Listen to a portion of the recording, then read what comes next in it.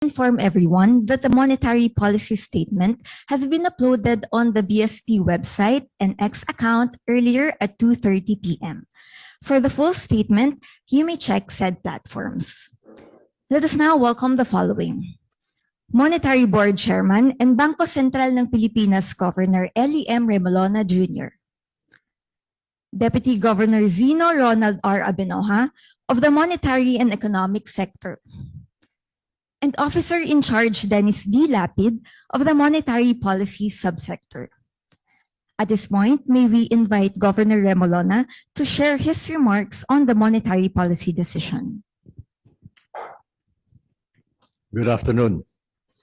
I hope you like the new format for our monetary policy announcement. As you know, earlier today, the Monetary Board decided to reduce its key policy interest rate. The target RRP rate will now be reduced by 25 basis points to 5%. Based on the latest data, I think this puts us at our sweet spot for both inflation and output. The projected inflation rate over the next year or so is where we want it to be. Output is moving to where we think our capacity is. The policy rate itself is at our Goldilocks rate, neither too high nor too low. I would characterize this as still dovish, but slightly less so than before in terms of the forward guidance. We came to this decision after weighing many different scenarios. We looked at a central scenario, a relatively hawkish scenario, and a relatively dovish scenario for both inflation and output. In the end, we chose the central scenario for both. We had to look at so many scenarios because there's still a lot of uncertainty. Overall, we see the inflation outlook to be very manageable and inflation expectations to be well anchored. But we still see more significant risks to the inflation outlook than to the output outlook. Thank you. Thank you very much, Governor. May we now request Deputy Governor Abenoja to elaborate on the BSP's inflation forecast for 2025 to 2027. Thank you, and good afternoon. For the inflation forecast, we would like to share that for 2025, the average inflation rate is projected to be at 1.7%. For 2026, it's 3.3%. 2027, 3.4%. So as we can see, the inflation path that is projected moving forward continue to be the same. In the near term, we think inflation will be benign, but for the more relevant horizon, 2026, 2027, it will be within the target of around 3.3, 3.4% average for both years. Thank you, DG Zino. We now open the floor to questions. We will first accommodate questions from those on site, and this will be followed by questions online. For our on-site participants, reminder to please raise your hand and wait for the microphone to be handed to you. Please also state your name and your organization. And we are now ready to take your question.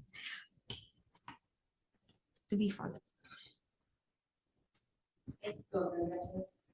Just to follow up to your comment, Governor, on the inflation, you did say that there's significant risks in your inflation outlook. If you could elaborate on what these risks are and why, despite characterizing these risks as significant, this is not stopped the central bank from cutting rates this time around. And does that also mean, or just leaving the door to another rate cut, having flagged previously that 2 more rate cuts is possible this year? Thank you. No, I think the main risks are in terms of electricity prices and then food prices remain a risk. Even if those risks materialize, I think we're likely to be within the target band. What was the rest of the question? What was why, despite describing them as significant, this did not stop the central bank from easing rates for the third consecutive meeting this today, and whether you're leaving the door to another rate cut, having previously flagged that 2 possible cuts before the end of the year, as you said, this is possible. Yeah, there's still a possibility for another rate cut, but just a possibility. We're not saying it's likely. Thank you, Governor. We have a question from Ian. Good afternoon, Governor. Ian from Inquirer. Sir, you said that we're now at a sweet spot in terms of we're now at a sweet spot in terms of both inflation and output. And I mean, earlier you just mentioned that another rate cut is just a possibility, not likely. So does this mean that it is already the end of the current easing cycle? With the data we're looking at right now, yes, it would be. But as you know, the data can change. The sweet spot can move. So we'll have to, as we always say, we have to look at the data. Thank you, Governor. Any other questions from the floor? From the side, please.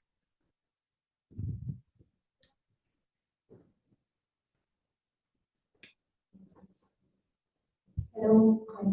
Good afternoon, Catherine Check from Business World. So since the Fed already signaled po possible rate cut to the next meeting next month, the meeting next month. So would this also affect your rate cut prospects going forward? So could the increased likelihood po of this cut by the Fed also push you to revise your said sweet spot po?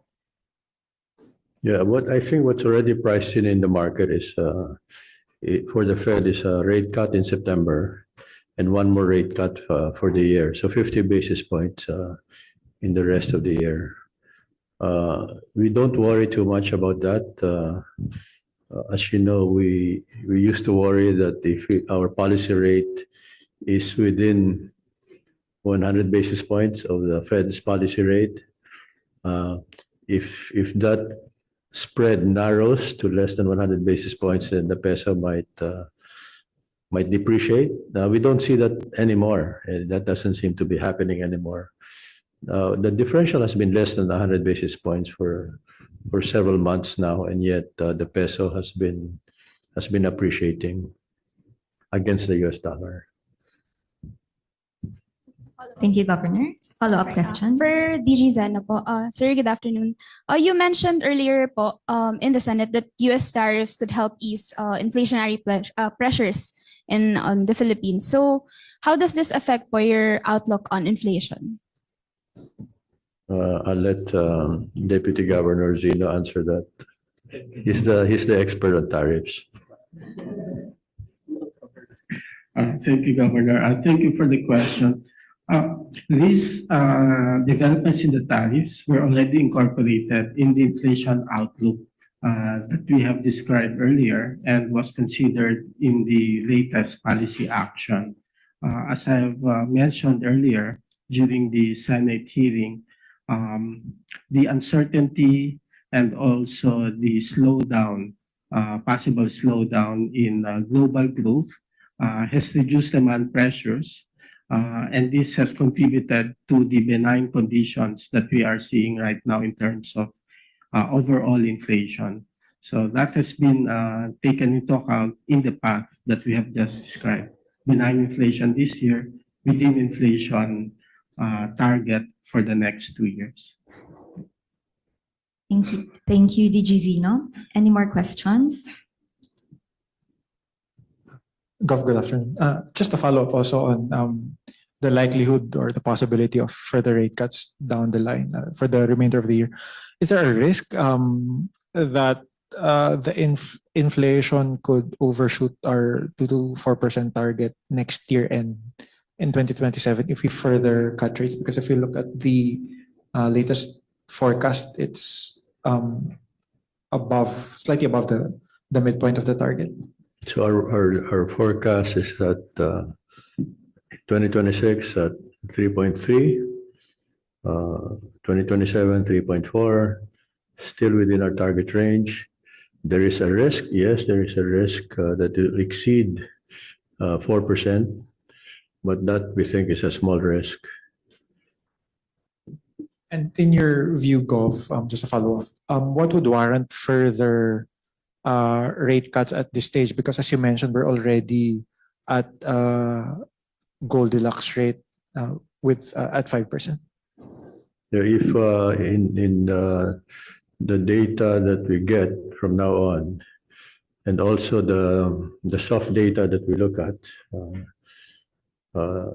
we see output as weakening considerably, then we would probably cut the policy rate further.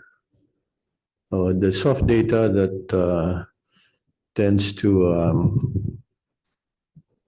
suggest weaker output growth is mainly sentiment data, what we call the ISM data. So we do surveys, and they tell us whether they expect to build up inventories, to buy more things. So these are businesses, and that data looks like output will be weaker than before. Zeno. So if I can add, Governor, so if you look at the PMI data that's been released for the past 2 months, for June and July in particular, we've seen a decline below 50 index point level.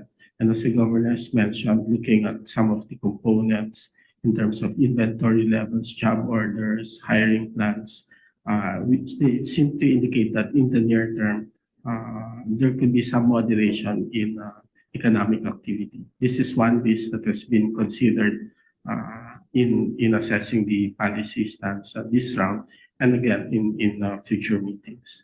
Thank you. Thank you, DJ Zeno. Thank you, Governor. Next question, please. Good afternoon, Gov. Mike Arceo from the Manila Times.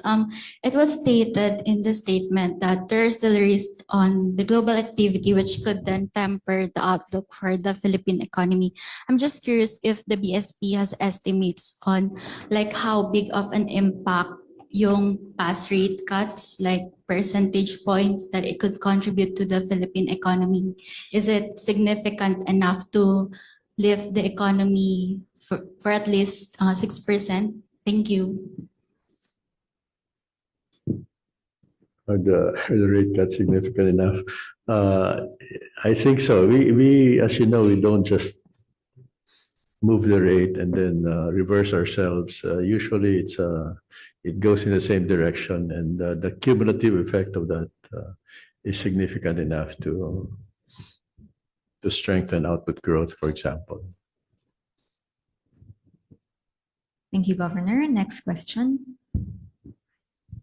Hi, sir. Kai Ordinario from Business Mirror.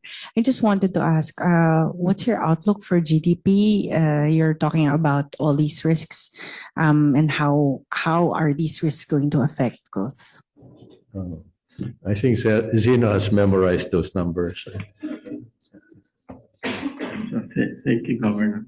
So given the cumulative policy rate cuts that we have had since August, we think that the MG numbers, target numbers, could be feasible this year. That is about, the low end is about 5.5%. We think we could be there.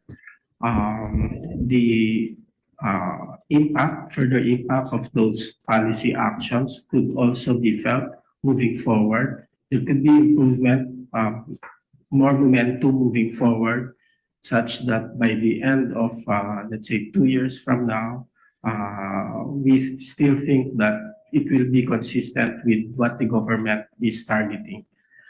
If you can remember, the DBCC numbers are at least 6% over the medium term, but this year it's at least 5.5%. So those numbers are consistent with what we are seeing in this monetary policy stance. Thank you, DG Zino. Next question, please.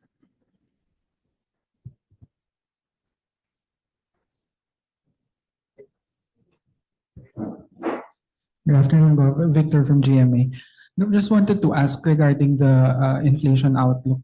For this year, it was slightly higher than the previous meeting, and for next year, it was revised downward, and for 2027, it was revised upward. Just wanted to ask for more details on that. Thank you. So we're Slightly higher than for 2025. yeah, we're saying 3.3% in 2026 and 3.4% in 2027.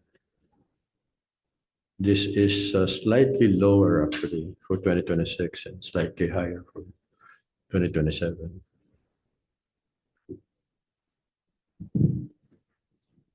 Thank you, Governor. Hi, Gov, at Bloomberg. Gov, you described the policy rate now as being in a Goldilocks. It's a Goldilocks rate. So, looking ahead in the October meeting, how would that impact your view? Is it likely that you will pause for that meeting for the next one? The Goldilocks rate can move a little bit, so that will be a factor. The way we estimate it, it will move a little bit. We also look at what we call the output gap. Are we close to capacity? Are we well below capacity? So we also have estimates of that. Those are two different ways of looking at whether the policy rate is too high or the policy rate is too low. Neither number is precise, so we have to use judgment in which to help us decide which one is the more important one. It so happens that now they're saying the same thing. They don't always do that. So, Gov, for the October meeting, what sort of data would convince you to move this Goldilocks rate even or tweak this a bit? Are you looking more closely on growth, our GDP growth data for the particular instance, especially since inflation is very manageable? We estimate them in at least 3 different ways. We used to do them in 4 different ways, but the 4th one wasn't so good. So we now use 3 different estimates. They all kind of saying the same thing now, which is that we're there. We also estimate what we call the output gap 3 different ways. But it so happens that at the moment they're saying the same thing, and that we're basically at 0. Thank you, Governor. Any more questions? We can proceed to a question sent online. This is from Mr. Michael Ricafort of RCBC. Mr. Ricafort is asking, if the long-term Fed dot plot estimate is at 3%, what would be the local counterpart at the BSP for the long-term local policy rate estimate? We don't do dot plots, as you know. But so far, the discussion within our monetary board suggests a very strong consensus. And for now, 5% is where we want to be. Thank you, Governor. Any questions from the floor? Okay, let's read another question online. This is from Ms. Christina Ulang of First Metro Investment Corporation. She's asking, is the current liquidity parked with the BSP at high levels? And will the easing cycle bring this level to a sizable reduction in the near term? What do you deem to be the appropriate level in the current easing cycle? Liquidity, I think, is still more than we think it ought to be. But we're managing the liquidity in a somewhat different way. We have what we call monetary operations. For now, what we're doing is we're issuing BSP bills that soaks up liquidity, because for now there's too much liquidity, we think. But we're trying to do it in a somewhat different way. Our liquidity operations for now are concentrated near the short end. But we're holding a lot of GS, we're holding a lot of government securities. So if we want to soak up some liquidity, we could do it either by issuing BSP bills or buying or selling, actually selling some of our government securities, which we hold in our portfolio. Thank you, Governor. Any questions from the floor? So based on that, as you mentioned, there's still ample liquidity in the system. So do we expect that the easing of the bank reserve requirements would be out of the table, at least for the year or for the time being? I wouldn't say it's not on the table. I think we're just trying to look at the right timing for it. I think 5% is still too high. Thank you, Governor. Question from... Hi, Gov. Good afternoon. Do you see banks making corresponding cuts in their lending rates? I understand that BSP has already reduced its key rate by 150 basis points. Would you require them to if they are not? Thank you. No, we don't require them to, but we're seeing suggestive evidence that deposit rates, not so much. The reserve requirements are supposed to, when we reduce the reserve requirement, that's supposed to help deposit rates go up a bit, and then loan rates to go down a bit. The data that we have doesn't show that directly, but we have suggested evidence that that's happening. We're working on improving our data on that. Such reductions are enough to spur consumer spending. Thank you. Yes, yes. Thank you, Governor.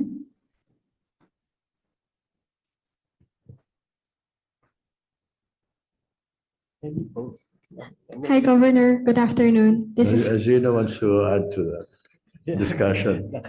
Sorry, Governor. So we have seen some adjustments in lending rates, as the governor has mentioned. And if we look at the latest numbers for lending rates for commercial, for the big banks, so the past two data points, they've been growing year on year, 11%, 12%.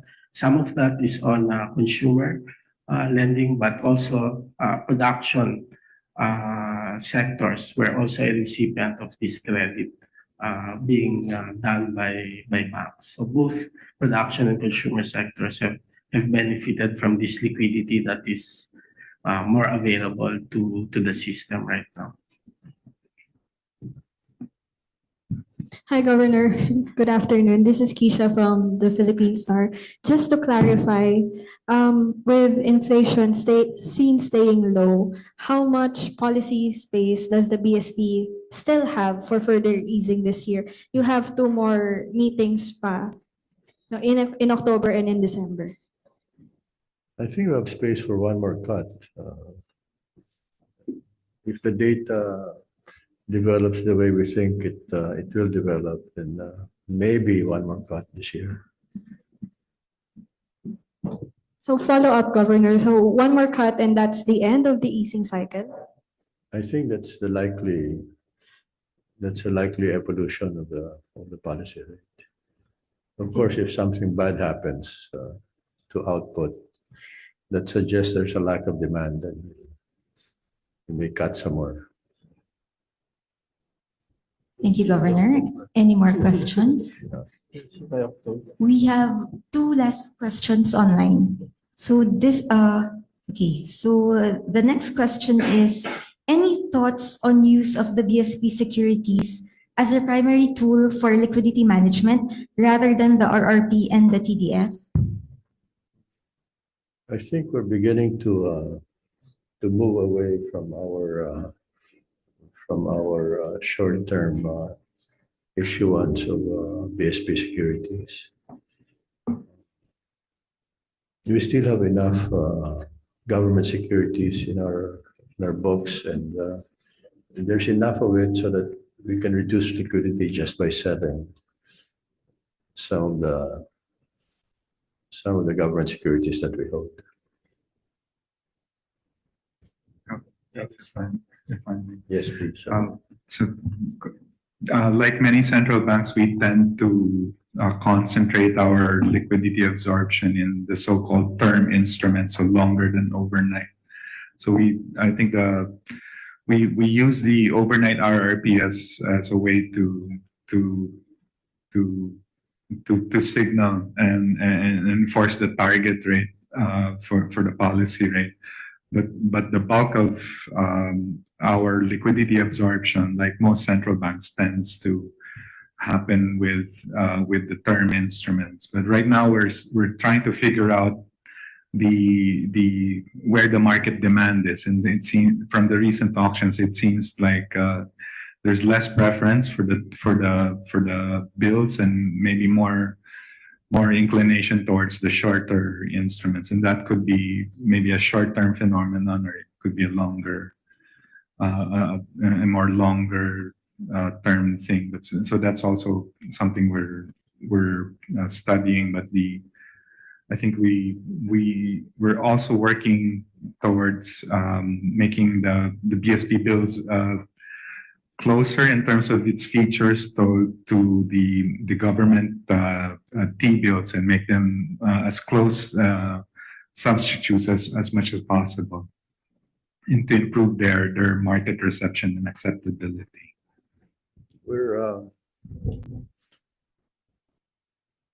I think you should look at our liquidity operations as similar to monetary policy, but we want to change that. We think, or I think, maybe this view is not shared by the rest of the BSP. I think we've been spoiling the banks by helping them manage liquidity too much, whereas in other places, in Thailand, in the US, there's a money market that allows banks and other entities to manage short-term liquidity. We don't have a money market. Somehow our money market disappeared, and part of the reason may be us. Maybe we're the money market for them, maybe. But that's something we're looking very closely at. We're also looking at reducing the incentives for the market to put their money with the BSP, and instead increase the incentives to trade with each other. And maybe one way is, as you described, is maybe look at the bond portfolio and maybe try to reduce by selling some of it. Yeah, we have managed to introduce in the Philippines what's called the GMRAP contract. This is the standard contract for repo transactions. It was introduced in the 1990s, and we haven't been using it. But now we've agreed with the banks that we will use the GMRAP contract, and we hope it will help develop the repo market. Thank you, Governor. Thank you, OIC Dennis. I think we still have time for one last question. This is from our Facebook page. With the recent 25 basis point rate reduction, is the BSP open to a more flexible inflation target like the US Fed stance on allowing temporary deviations in inflation to balance growth and price stability? We're happy with our target. We're happy with the way we're doing it. Maybe the way we announce it is not quite what we have in mind. I think we might say in the future 3% plus or minus 1%. So instead of a target band, because the target band kind of suggests that if we're at 3.9, very close to the ceiling of our target band, that's as good as 3. That's not really the case. 3 is better than 3.9. But the way we say we have a target range doesn't seem to convey that message. Thank you very much, Governor. Any more questions? All right. If there are no more questions, we would like to thank everyone for their time and attention this afternoon, including those watching us live on Facebook. This ends our Monetary Policy Stance press briefing. Maraming salamat po.